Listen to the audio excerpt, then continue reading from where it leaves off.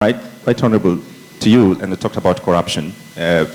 Today, Kenyans are getting used to seeing headlines of hundreds of millions disappearing left, right, and center.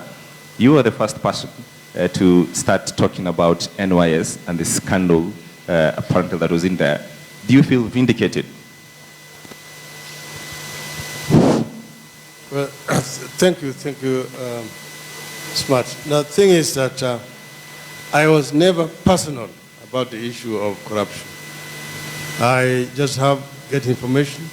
As you know that I have been in this government, and therefore I have my contacts and I get information. So whenever I blow the whistle, I have properly investigated and know exactly what has transpired. At first time, you remember, the excuse was that, oh, these were whistleblowers. I said, no, a whistleblower can also be the thief. And I held my ground. And I used all sorts of ways to bring up the point. Now I've been vindicated, of course, particularly in the question of the NYS. I also talked about Eurobond.